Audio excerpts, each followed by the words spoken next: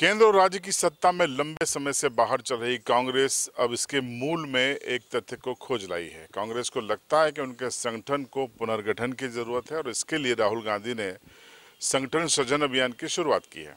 अब संगठन को नए सिरे से गढ़ने का दावा है और इसी कोशिश में, इसी एक्सरसाइज में कल झाबुआ में एआईसीसी की ओर से एसएस संपत कुमार आ रहे हैं और प्रदेश कांग्रेस कमेटी की ओर से डॉक्टर हीरा अलावा, सोमिल नाहटा, हमीद काजी जैसे नेता उनके साथ होंगे और ये कमेटी यहाँ पर तमाम पार्टी के पदाधिकारियों से, पूर्व नेताओं से, कार्यकर्ताओं से संवाद करेगी और संवाद करने के बाद जानेगी कि किसको जिले में कांग्रेस की कमान सौंपी जाए।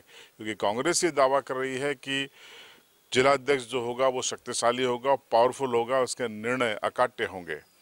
लेकिन इस तरीके की एक्सरसाइज वाकई में धरातल पर किस तरीके से उतर पाती, ये भी देखने वाली बात होगी। क्योंकि कांग्रेस का जो इतिहास रहा है कि संगठन में कद्दावर नेताओं के करीबी लोगों को ही संगठन की जिम्मेदारी मिलती है और वो संगठन अपने तरीके से चलाते हैं। तो ये एक्सरसाइज झाबुआ में शुरू होगी। कल शाम को ये पूरी टीम पहुंचेगी।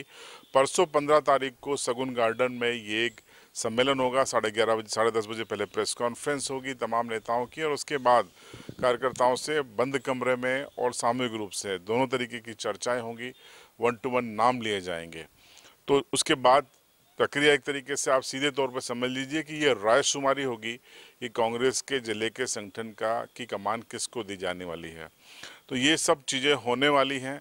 अब आपको हम बता देते हैं कि कांग्रेस का जिलाध्यक्ष बनने के लिए कौन कौन लोग दावेदार हैं, कौन कौन लोग रेस में हैं। हालांकि खुद उन्होंने इसका ऐलान नहीं किया है, लेकिन पार्टी के अंदर खाने के जो हमारे सूत्र हैं वो बता रहे हैं कि कौन कौन लोग दावेदार हैं। नंबर 1 पर आपको हम बता देते हैं कि मौजूदा जिलाध्यक्ष प्रकाश राका ये फिर से दावेदारी कर सकते हैं या इनके समर्थक इनका नाम ले सकते हैं कि साहब इनको जिला अध्यक्ष बना दिया जाए। प्रकाश राका के बारे में आपको बता दें कि लंबे समय से कांग्रेस से जुड़े हैं, कांतिलाल भूरिया के बेहद करीबी माने जाते हैं, विश्वसनीय और भरोसेमंद माने जाते हैं। तो कांतिलाल भूरिया और विक्रांत भूरिया की चली तो प्रकाश राका का नाम संभवतः पहले स्थान पर हो सकता है। इसके अलावा जो दावेदारी कर रहे हैं उनमें कई नाम और हैं। आशीष भूरिया भी इस बार दावेदार होंगे। उनके समर्थक इस तरीके की लॉबिंग कर रहे हैं। वो जो पर्यवेक्षक आएंगे एआईसीसी और पीसीसी के, उनके समक्ष उनके नाम को रखने जा रहे हैं। आशीष भूरिया के बारे में बता दें कि आशीष भूरिया बहुत समय से कांग्रेस से जुड़े हैं, एनएसयूआई से भी जुड़े रहे हैं। उनकी मां झाबुआ जनपद की उपाध्यक्ष हैं। इसके अलावा वो जो यूथ कांग्रेस है उसकी रतलाम लोकसभा के अध्यक्ष भी रह चुके हैं। कभी नगर पालिका अध्यक्ष के दावेदार थे, लेकिन अज्ञात वजह से वो हमेशा किनारे कर दिए गए। लेकिन उनके समर्थकों को लगता है कि वो इस बार रेस में हैं और दावेदारी कर सकते हैं। अन्य नाम की भी हम चर्चा कर लेते हैं। जेवियर मेड़ा पूर्व विधायक हैं और वो फिर से एक बार दावेदारी कर रहे हैं कि उनको भी संगठन की जिम्मेदारी सौंपी जाए। उनके अनुभवों का संगठन लाभ उठा सकता है और वो उनके समर्थक भी उनके नाम को आगे रखने की तैयारी कर रहे हैं।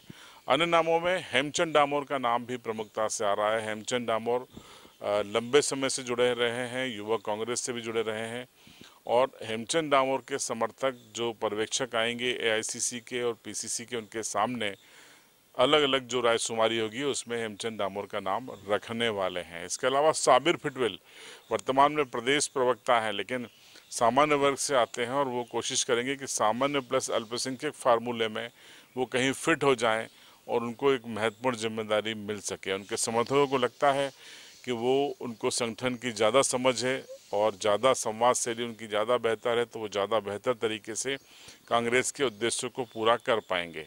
अब ये चयन होता है या नहीं, ये आने वाले समय का इंतज़ार करना पड़ेगा।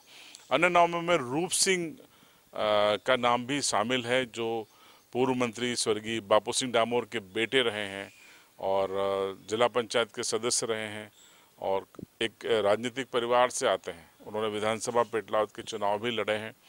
अब रूप सिंह डामोर भी दावेदारी कर सकते हैं और उनके समर्थकों का भी यही कहना है कि इस परिवार की जो लेगेसी है उसको पार्टी अपने साथ लेके चले ताकि पार्टी का भी भला हो सके और जो एक बड़ा वर्ग है वो धड़ा पार्टी से जुड़ा रहे। तो रूप सिंह डामोर भी इस रेस में हैं।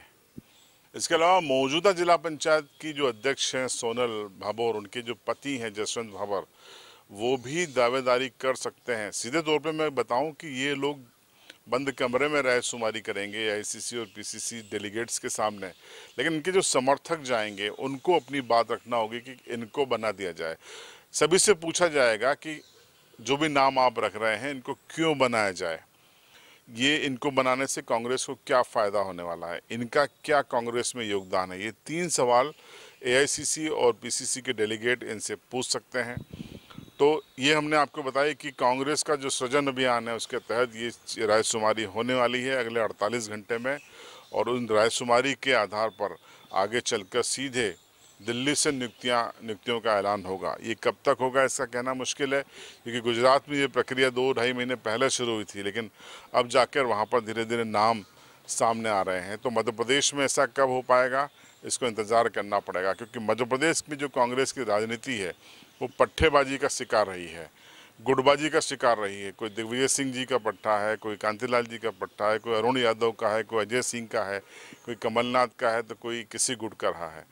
तो अब ऐसे में अब केंद्रीय आला कमान कांग्रेस का वो सीधे हस्तक्षेप करने के मूड में है, लेकिन जो यहाँ का कैडर है वो इन नेताओं में ही बटा हुआ है। वो किस तरीके से रिएक्ट करता है इस कांग्रेस के सृजन अभियान में, ये देखने वाली बात होगी। इसका इंतज़ार करना होगा नतीजों को देखने के लिए और समझने के लिए। तो देखते रहिए CB लाइव।